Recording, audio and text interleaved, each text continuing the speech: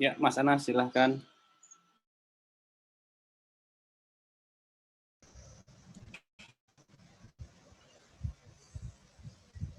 Assalamualaikum warahmatullahi wabarakatuh. Alhamdulillah wassalatu wassalamu asrafil anbiya wal mursalin sayyidina wa habibina wa qura'ayuna Muhammadin amma ba'd. Alhamdulillah teman-teman, kita bertemu lagi di kajian garasi Ramadan. Sambil menunggu teman-teman yang belum masuk, kita sapa-sapa dulu. Mungkin yang paling jauh dari mana? Bisa di chat di kolom komentar. Dari mana yang hadir, yang sudah hadir?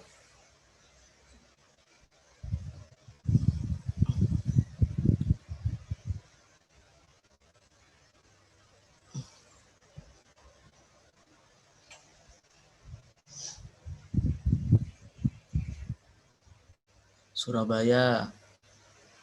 Alhamdulillah Surabaya. Sama-sama saya juga Surabaya. Sulawesi Tenggara. Masya Allah. Jakarta Utara.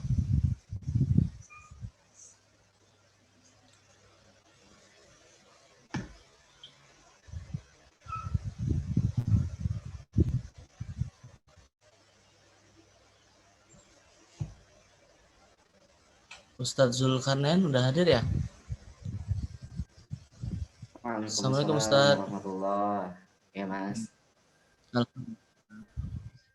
Ustadz Zulkarnain sudah hadir.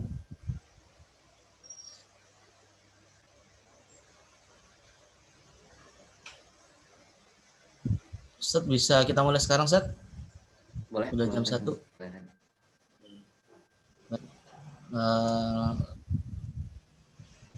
Alhamdulillah. Kita buka kajian di siang hari ini dengan baca Bismillahirrahmanirrahim. Langsung aja Ustadz ya. Ya sih kan Mas.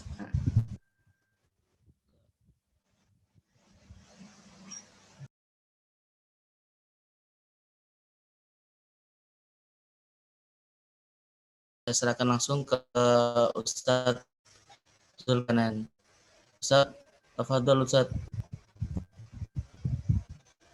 Bismillahirrahmanirrahim. Assalamualaikum warahmatullahi wabarakatuh. Assalamualaikum warahmatullahi wabarakatuh. Alhamdulillah. Alhamdulillahi rabbil alamin. Wa bihi nasta'inu ala umuri dunya waddin. Wassalatu wassalamu ala asyrafil anbiya'i wal mursalin wa ala alihi wa ashabihi ajma'in. Asyhadu an la ilaha illallah wa asyhadu anna Muhammadan abduhu wa rasuluhu la nabiyya ba'd.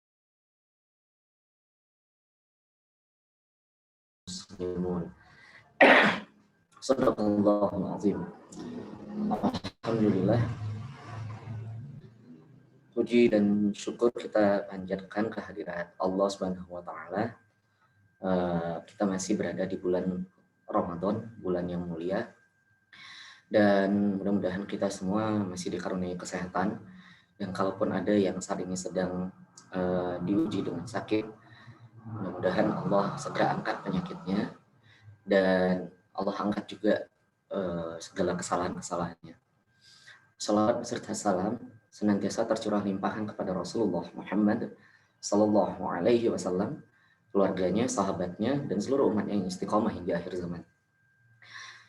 Teman-teman semua, audiens di Jalan Kembali yang Allah sayangi, siang ini saya perkenalkan Zulkarnain dari Cinta Quran Foundation, tepatnya dari program kajian perkantoran dan majelis taklim.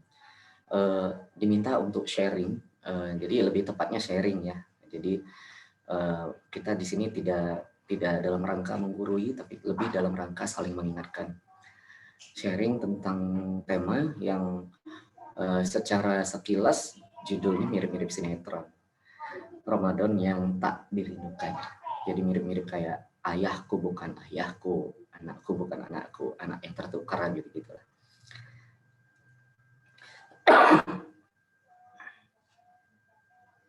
Maaf, saya sedang membatuk.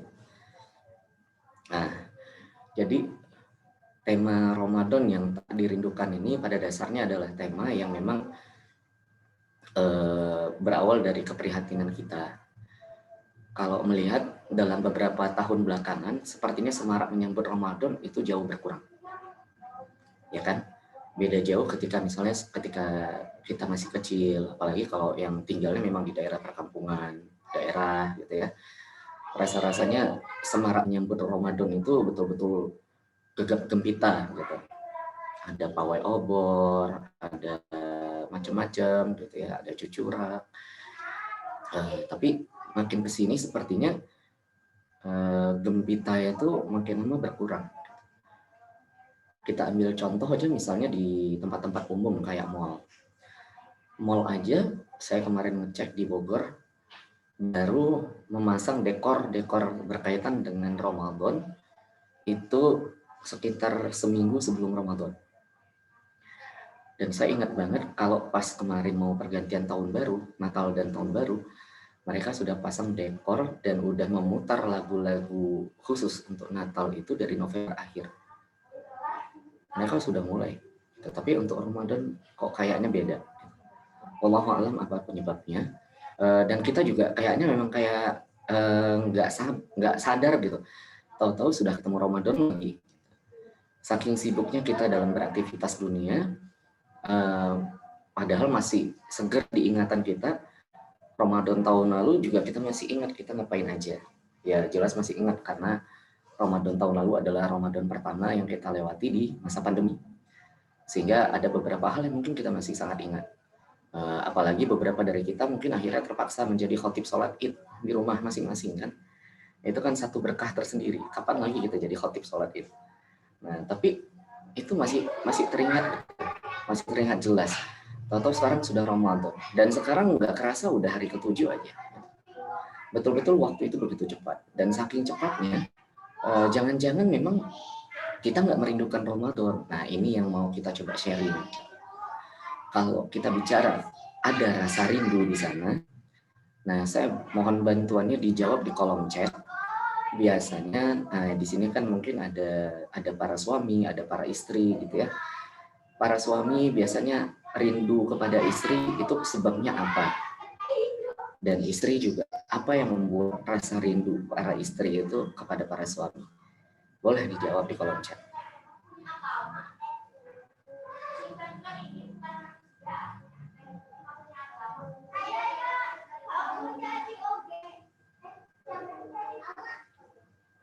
Suaranya kedengeran kah?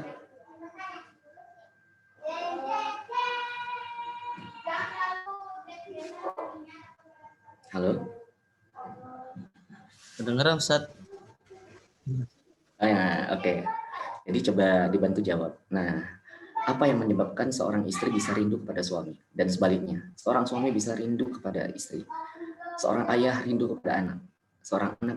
Nah, apa yang memunculkan rasa rindu itu karena apa?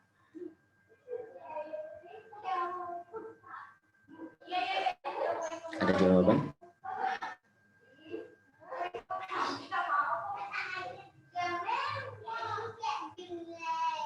Karena ingin bertemu, benar. Artinya lama nggak bertemu dia, gitu kan? Lama nggak bertemu, akhirnya membuncahlah rasa rindu itu. Dan kemudian biasanya juga karena ada rasa cinta. Karena kalau nggak ada rasa cinta, mustahil rindu juga akan keluar, gitu ya. Nah,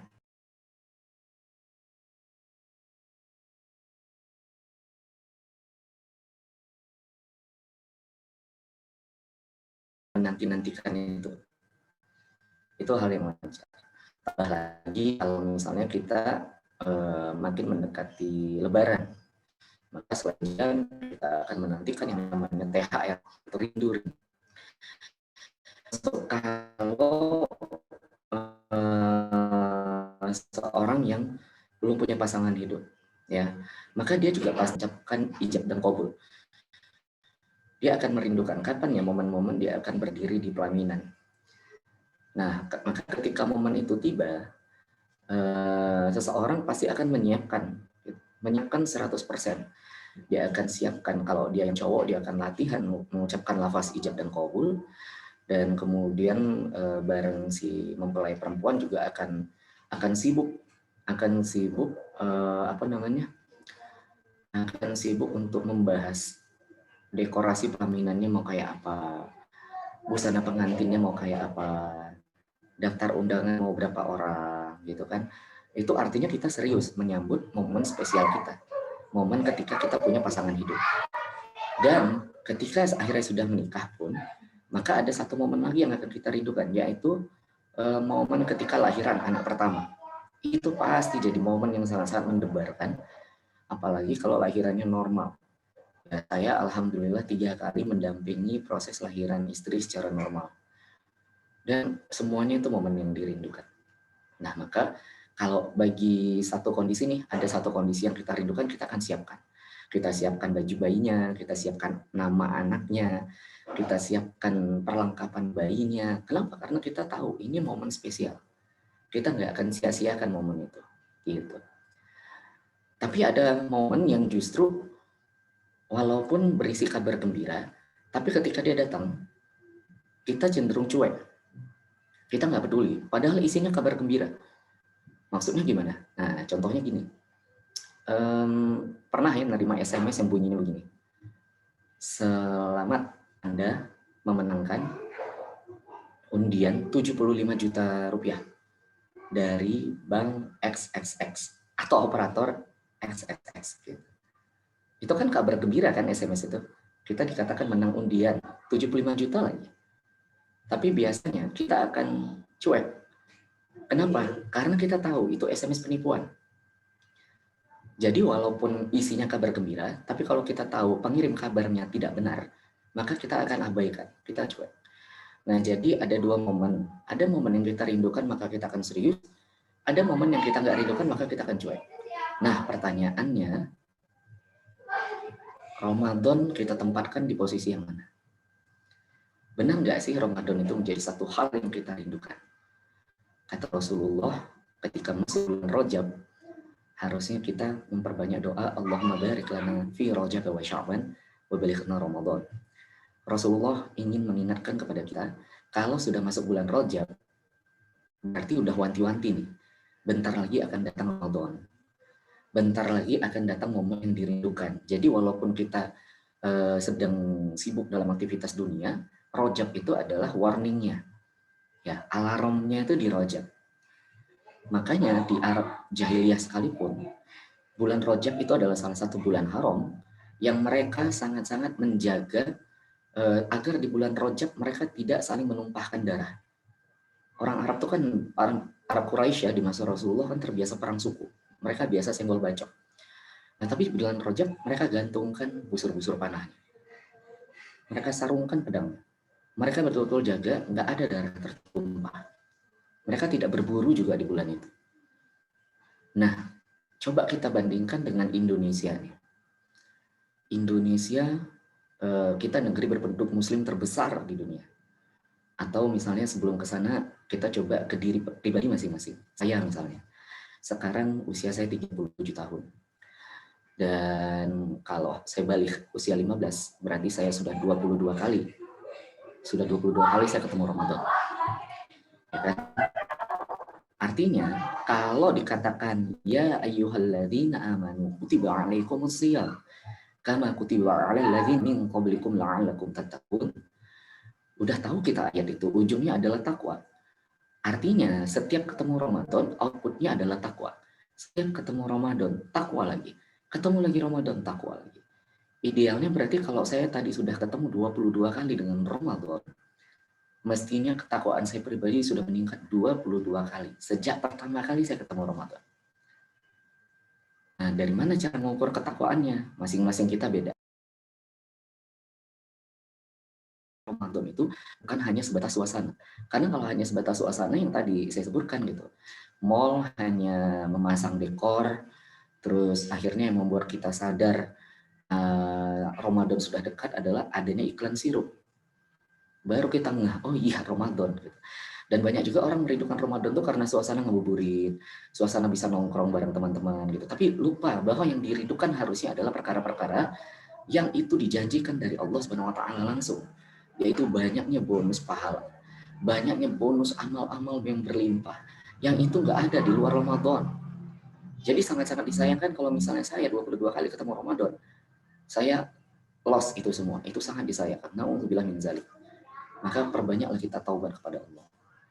Nah, itu kalau secara individu. Kalau secara negeri Indonesia misalnya.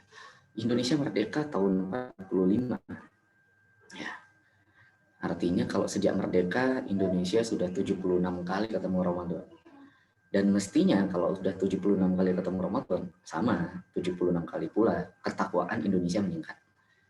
Apalagi negeri berpenduduk muslim terbesar di dunia yang jumlah muslim yang ada di sini itu jauh lebih banyak daripada jumlah muslim yang ada di tanah kelahiran Islam itu sendiri, yaitu Arab Saudi. Kita jauh lebih banyak. Makanya beberapa ulama mengatakan Indonesia adalah kakak sulungnya dunia Islam yang diharapkan bisa ngayomi, bisa melindungi gitu. Dan kita tahu masalah dunia Islam itu sangat-sangat banyak. Palestina masih masalah, Syria masih masalah, Rohingya, Uighur, dan lain sebagainya masih masalah. Tapi jangan lupa bahwa di dalam negeri kita juga ada masalah. Ini yang cinta Quran selalu sampaikan. 76 kali ketemu Ramadan, tapi ternyata lebih dari 100 juta muslim Indonesia belum bisa baca Quran. Ini harusnya data yang menyentak kita semua.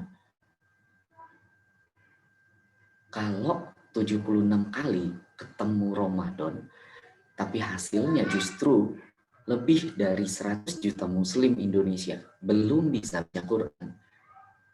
Kira-kira kita negerinya termasuk negeri takwa atau enggak? Nah, ini yang kita cemaskan Bapak Ibu semua. Kenapa? Karena kalau Allah sudah menjanjikan walau anna ahlul qura amanu wa taqau la fatahna 'alaihim barakat minas sama'i wal ardh. Allah udah ngasih janji. Quran itu kan kayak kunci jawaban. Kalau kita mau ujian sekolah, ada kunci jawaban kan kita seneng. Nah, maka Allah udah ngasih kunci jawaban. Kalau penduduk negeri ini beriman dan bertakwa, maka Allah akan curahkan berkah dari langit dan dari dalam bumi. Nah, sekarang coba kita lihat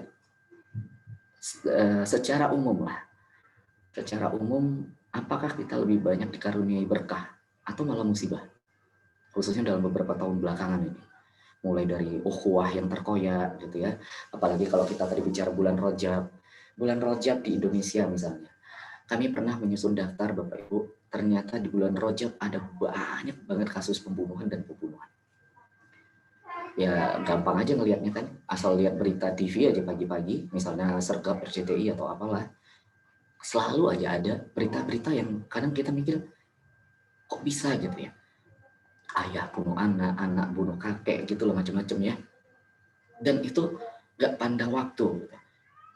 Mau di bulan Rajab, mau di bulan Sya'ban, bahkan bukan hanya darah tertumpah gitu, tapi juga kemaksiatan-kemaksiatan yang sangat-sangat diharamkan oleh Allah. Misalnya beberapa tahun lalu, saya ingat banget seminggu sebelum Ramadan di Kelapa Gading, di salah satu tempat fitness, digerebek, ada 140-an cowok ganteng putih six pack tapi mereka LGBT seminggu sebelum Ramadan. Ya Allah. Jadi kalau begitu maka patut kita bertanya pada diri kita, apakah kita merindukan Ramadan atau tidak? Mungkin itu yang bisa kita renungkan pada kesempatan siang kali ini. Kalau ada yang mau didiskusikan, saya persilakan. Assalamualaikum warahmatullahi wabarakatuh.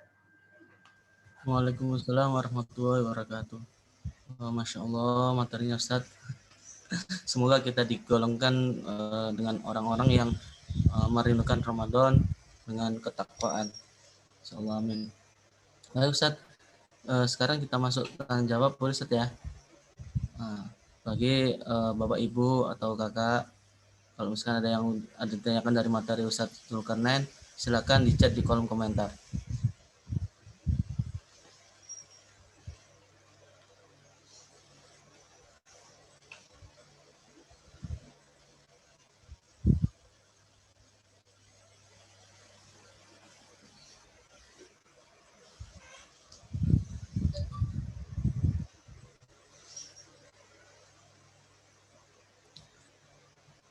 Mungkin saya Ustaz ya yang tanya Ustaz ya. Yang pertama. Gini Ustaz.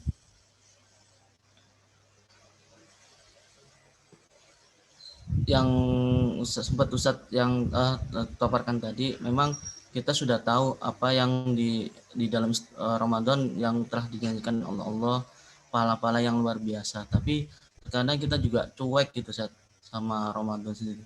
Bahkan ketika Ramadan sendiri datang, itu kayak rasanya biasa-biasa saja gitu, nggak ada yang ada spesial tuh. Itu kenapa Ustaz? Iya, ini memang pertanyaan yang harusnya kita tanyakan ya. Kenapa justru banyak muslim yang merasa biasa-biasa aja? Maka jawabannya ada di ayat tadi. Ketika Allah minta ya ayyuhalladzina amanu, berarti memang Allah tidak memanggil semua orang. Allah tidak memanggil semua muslim, tapi yang Allah panggil hanyalah yang iman. Jadi kalau sama sekali tidak ada rasa getar-getar kita terhadap janji Allah, misal kalau ibadah sholat wajib itu bakal dilipat gandakan, sunnah mendapatkan pahala wajib gitu kan. Nah kalau nggak ada rasa getar-getar terhadap iming-iming yang seperti itu, nah berarti coba cek, jangan-jangan keimanan kita sedang ada masalah. Itu. Jadi faktor utamanya adalah keimanan. Apalagi di Al-Baqarah Allah juga menegaskan, siapa sih orang yang beriman itu?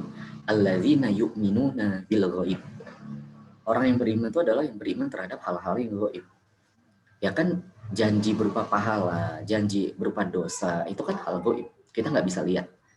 Adanya surga, ada neraka, itu gaib, kita nggak bisa lihat. Ketika dikatakan pintu neraka ditutup, pintu surga dibuka, kita nggak bisa lihat. Itu hal gaib. Ketika dikatakan misalnya pada malam Lailatul Qadar akan turun para malaikat, itu hal gaib. Kita nggak bisa lihat. Maka yang bisa merasakan getar-getar itu adalah orang yang beriman. Maka tugas kita adalah ngecas keimanan kita lagi, supaya muncul rasa rindu kita terhadap esensinya Ramadan, bukan suasananya. Tapi bahwa Ramadan adalah peluang bagi kita untuk untuk dan nambah amal soleh kita, gitu ya. Ini ada pertanyaan lagi Ustaz dari Umi. Parameter iman kita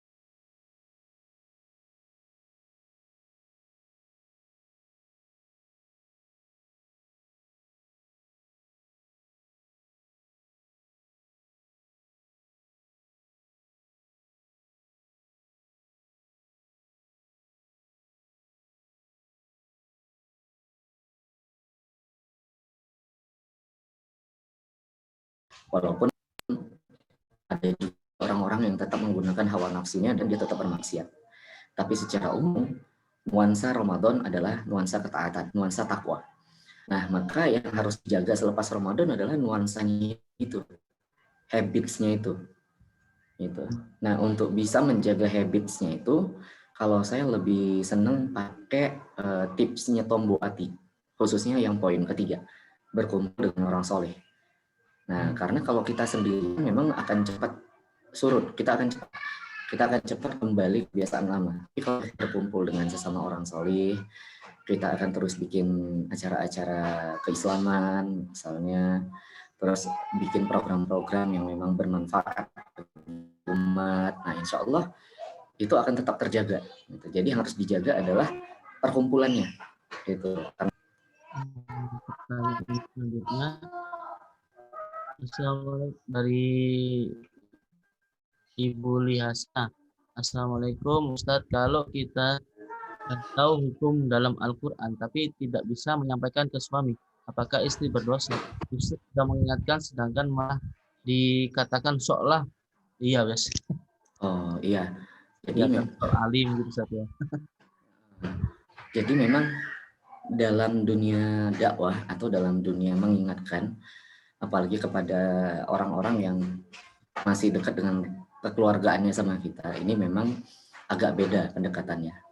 Jadi apalagi kalau kepada suami itu kan kawam. Jadi secara ego dia pasti lebih tinggi gitu. Jadi kalau langsung dengan cara mengingatkan seperti itu, apalagi kalau misalnya kita tahu karakter suami ibu itu memang kayak gitu, nggak bisa langsung dikasih tahu secara langsung, jangan. Maka caranya adalah gunakan bisa gunakan pihak lain yang mungkin suami betul-betul segan sama seseorang ini. Atau misalnya suami senang dengerin satu ustadz tertentu. Nah dari situ cari dulu mas dari ustadz-ustadz tertentu yang mungkin bisa ditonton bareng sama suami. Memang nggak mudah dan nggak mungkin sekali dua kali. Itu proses banget. Jadi harus sabar dan yang paling penting selipkan doa. Ya, Wallahu a'lam.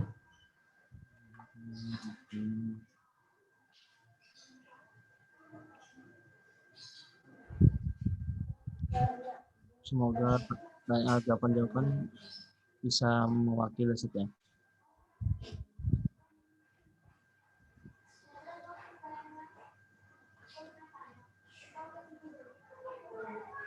Oh iya, Sat. Coba Sat meminta kasih tips gimana Sat. Biasanya kan kalau misalkan Ramadan nih, di awal-awal itu kita semangat banget gitu.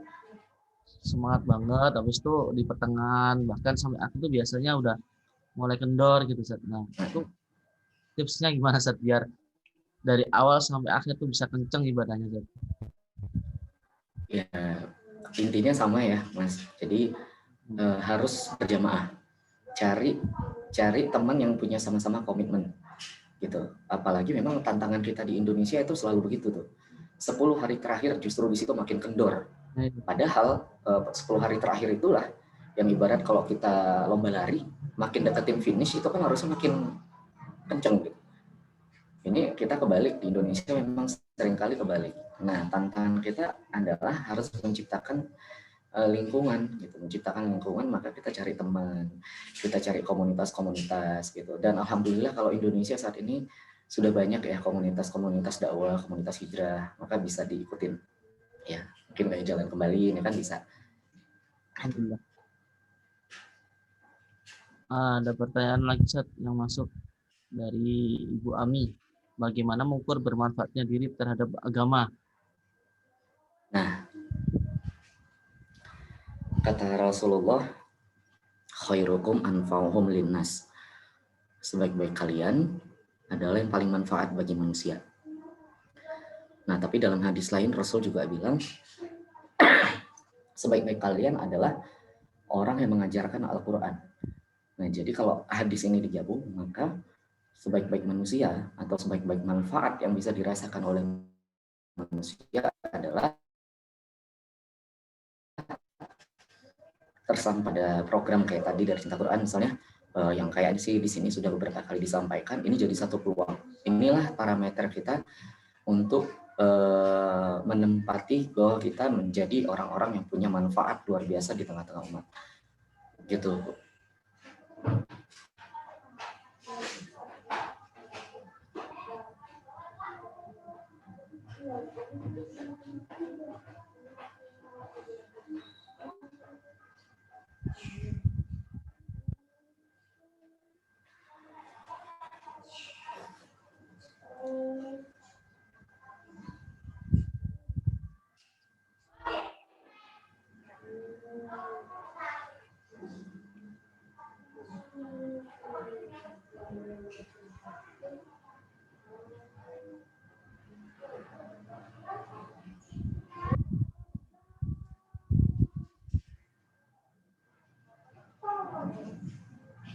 Ada lagi, silakan.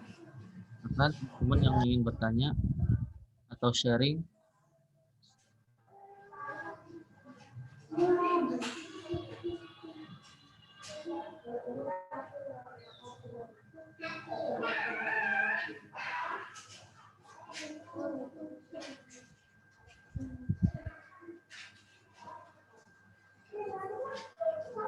Oke,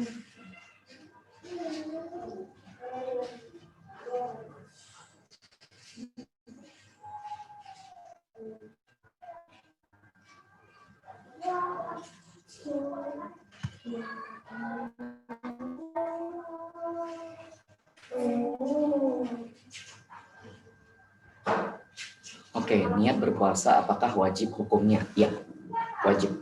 Karena innama a'malu binniyat. Jadi segala sesuatu itu kan tergantung pada niat. Jadi memang niat itu wajib. Nah, hanya saja ada beda pendapat apakah niat itu dilafazkan atau cukup dalam hati. Kalau saya mengambil pendapat cukup dalam hati. Gitu.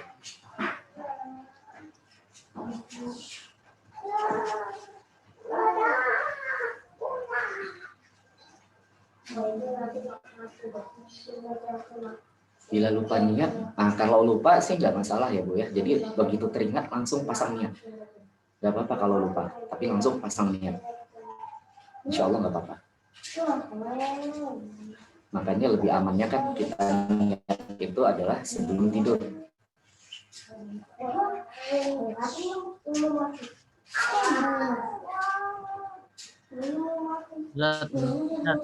Bagaimana dari Ibu Indah, bagaimana mengingatkan orang yang berpuasa namun tidak pernah mau sahur? Ya, orang yang berpuasa tapi tidak pernah mau sahur. Ya, ini adalah orang yang rugi sebenarnya. Dia memang tidak bermaksiat, tapi dia betul-betul mengabaikan satu keberkahan dari Allah. Allah bilang sahur itu ada keberkahannya, gitu. Berarti dia mengabaikan janji dari Allah. Walaupun kita nggak tahu apa sih yang menjadi motifnya dia sebenarnya. Gitu. Apa memang kerjaannya cukup melelahkan sehingga dia memilih untuk memperbanyak waktu istirahat, tapi tetap dia berpuasa atau seperti apa. Tapi kalau memang ternyata aktivitasnya terhitung normal, maka dia betul-betul mengabaikan satu keberkahan dari Allah. Dia rugi aja. Nah, kemudian bagaimana agar kita menjadikan Al-Quran sebagai bagian dari hidup kita? Simpelnya adalah kita harus mengimani Al-Quran itu dulu. Gitu ya. Jadi nggak akan mungkin kita akan menjadikan Al-Quran menjadi bagian dari hidup kita kalau kita nggak beriman pada Al-Quran. Nah, untuk bisa mengimani Al-Quran itu harus apa namanya membuktikan bahwa Al-Quran itu memang kalamullah. Al-Quran itu bukan ucapan manusia, gitu. Al-Quran itu adalah kalam dari Allah yang diturunkan kepada Rasulullah. Oke, ada lagi?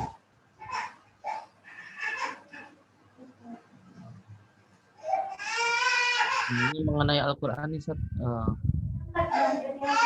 bilangnya kan Al-Quran bisa gimana menjadi bagian dari bagian hidup. Nah, ini untuk mengimplementasikan tuh seperti apa, Ustaz? Jadi implementasikan ya. Ayat-ayat yang disampaikan, yang diajarkan Rasulullah SAW. Ya, jadi Al-Quran itu kalau dilihat dari sisi hukum, membacanya itu sunnah. Ya, membacanya sunnah, mengamalkannya dan mempelajarinya justru wajib. Nah, kita kebanyakan saat ini kebalik. Membacanya semangat, tapi mempelajari kandungannya dan untuk mau melaksanakan isi Al-Quran, ini yang agak berat. Beratnya di mana?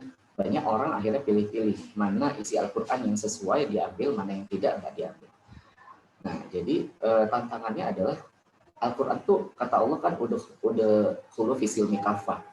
Kita diminta berislam tuh secara kafah. Kita diminta berislam tuh total, gitu, nggak bisa pilih-pilih. Kalau kita diminta saum ya saum, kalau kita diminta zakat ya zakat. Kalau kita diminta dakwah ya dakwah. Artinya jangan pilih-pilih, gitu. Nah, jadi untuk bisa mengamalkan isi Al-Quran itu ada 3 jenjang. Ada jenjang yang cuma sampai dalam level individu. Maka ini kita wajib fardu ain hukumnya. Sholat 5 waktu, saum Ramadan, zakat, gitu ya. Maka itu semua menjadi fardu ain. Tapi ada hal-hal yang dalam Al-Quran nggak bisa dilaksanakan oleh individu, tapi harus berjamaah. Apa contohnya? Dakwah. Dakwah itu nggak bisa sendirian. Dakwah itu harus berjamaah. Gitu. Nah, ada pilar-pilar hukum Quran yang justru butuh negara. Nah, contohnya apa? Ya misalnya untuk menghilangkan khomer. menghilangkan Homer di negeri ini nggak akan mungkin kalau cuman komunitas atau yayasan atau ormas. Kita tahu sendiri efeknya kayak apa sekarang kan, ada dikriminalisasi, ormasnya dibubarin dan lain sebagainya gitu. Nah, maka yang bisa menghilangkan kemaksiatan yang lebih tersistem itu adalah negara. Jadi ada level-levelnya gitu, ada level yang memang harus diterapkan individu, ada level yang harus diterapkan secara berjamaah, ada level yang harus diterapkan oleh negara. Nah, mudah-mudahan sih kita menjadi negeri yang mau tunduk total pada Al-Quran. Kenapa? Karena kita nggak pengen yang lain selain keberkahan dari Allah. Allah a'lam.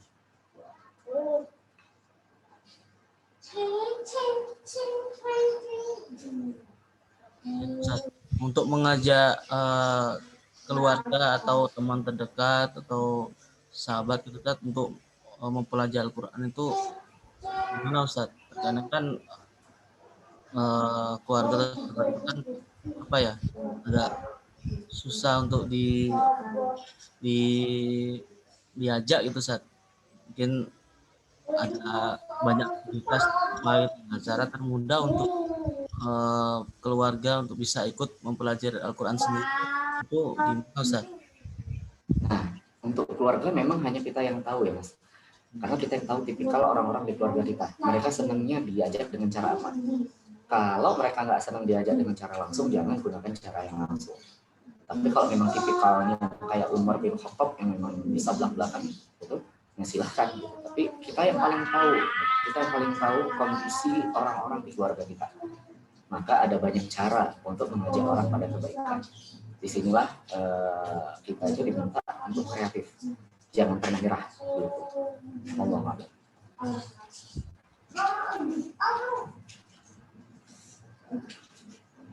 Baik teman-teman, silakan bertanya lagi, masih ada sisa waktu. Nah, alhamdulillah ini Ustaz ada pertanyaan masuk lagi. Assalamualaikum Ustaz, bagaimana hukum puasa kita ketika sedang puasa membuat laporan kegiatan yang tidak sesuai dengan faktanya? Apakah puasanya batal? Ya, nah itu kan berarti kan melakukan kedustaan ya di bulan Ramadan. Maka akan menyebabkan pahala puasanya hilang.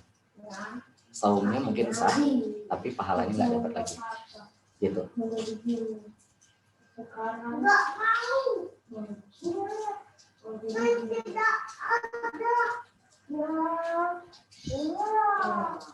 Bisa. Jangan ditarik-tarik. Kan bahaya.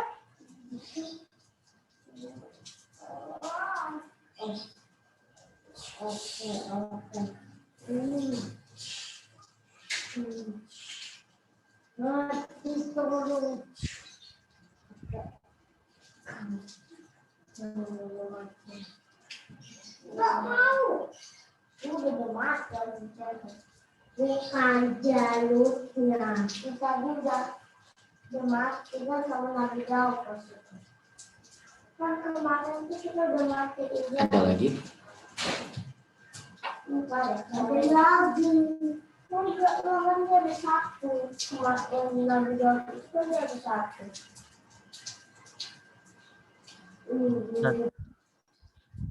Dari Ibu Sabrina, apa saja yang bisa diperlukan untuk menyemangati dan menguatkan suami dalam beribadah kepada Allah?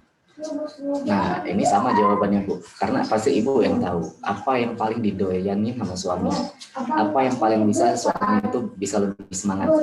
Gitu. Kalau misalnya dengan adanya janji bahwa kita nanti bukan hanya akan bersama di dunia, tapi juga di akhirat, cara seperti itu bisa dipakai, silahkan. Cara-cara romantis, cara-cara lembut, cara penuh kasih sayang, gitu ya, harus dengan cara-cara seperti itu Bu. Dan kita yang paling tahu, entah memang diajak makan di mana gitu, sambil diajak ngobrol gitu Bu ya.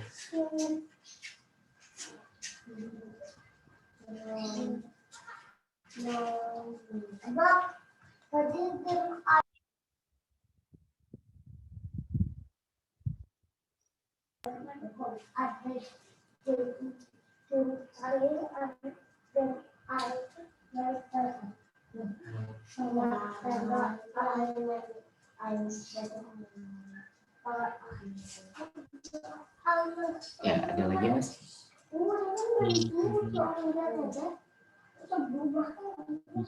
Bisa dikasih tips Ustaz, gimana menjaga ibadah kita selama bulan Ramadan Ustaz? Nah, Tips. kalau tipsnya pada dasarnya tadi kita betul-betul harus mengimani Ramadan ini adalah hadiah dari Allah. Dan kita nggak tahu apakah ini Ramadan terakhir buat kita atau enggak. Itu yang harus betul-betul muncul di hati kita. Banyak orang yang saat ini pengen ketemu Ramadan tapi nggak bisa. Ya, ada Syekh Ali Jaber yang juga sudah tidak bisa ketemu Ramadan, ada Ustadz Maher nggak bisa ketemu Ramadan, ada beberapa guru-guru dari Gontor juga sudah wafat nggak ketemu lagi dengan Ramadan, almarhum Ustadz Jeffrey udah sekian tahun nggak ketemu Ramadan. Maka kita yang masih diberikan kesempatan ketemu Ramadan harus bisa memanfaatkan ini. Harus ada rasa itu, rasa betul-betul menyayangi bahwa Ramadan pun tiap detiknya adalah mahal banget. Dan saya saat ini sedang dapat ujian juga karena kondisi lagi kurang fit. Betul-betul, wah ini Ramadan kali ini betul-betul ada ujian fisiknya gitu. Apalagi kemarin kita dapat kabar guru kita juga Ustadz Zaki Mirza sempat ngedrop kondisi fisik gitu kan. Artinya memang betul-betul kita nggak tahu apakah ini Ramadan terakhir buat kita atau tidak. Maka yang jadi tips sebenarnya, saya ngambil tips dari guru saya, dari Ustadz Ati Karim, ingat mati. Itu aja. Kalau udah ingat mati, insya Allah ngecas lagi. Gitu. Allah alam. Semoga Ustaz diberi kekuatan Amin.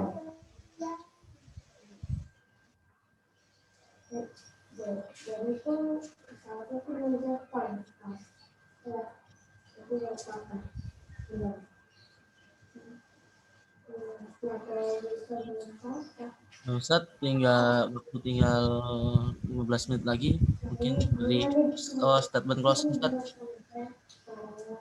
Gimana? Dikasih statement closing.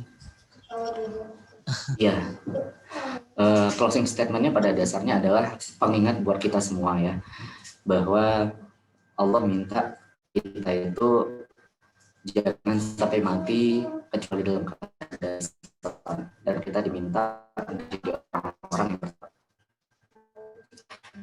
banyak amal bisa membuat kita menjadi orang yang kuat.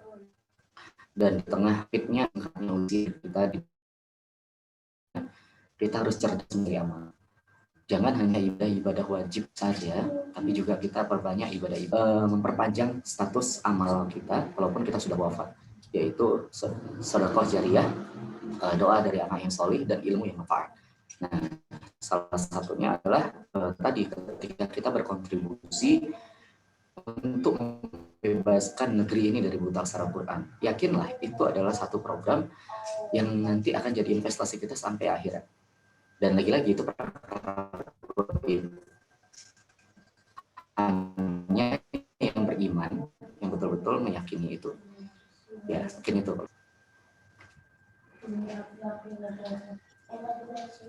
Alhamdulillah. Terima kasih Ustadz atas sharingnya atau kajian siang hari ini. Semoga kita semua diberi kesehatan, menjalankan ibadah puasa dengan full, dengan keimanan, ketakwaan, insya Allah sampai akhir. Allah.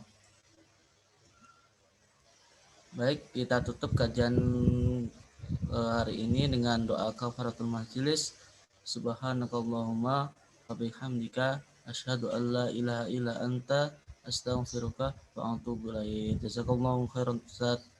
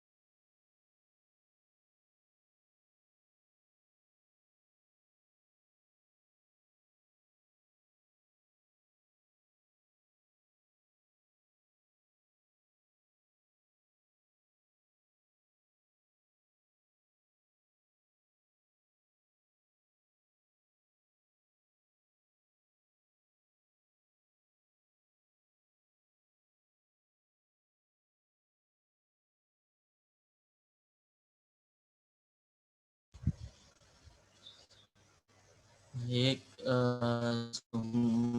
kali ini saya undur diri. Ruang Zoom akan saya tutup ya. Sampai ketemu di kajian selanjutnya. Assalamualaikum warahmatullahi wabarakatuh. 1, 2, 3.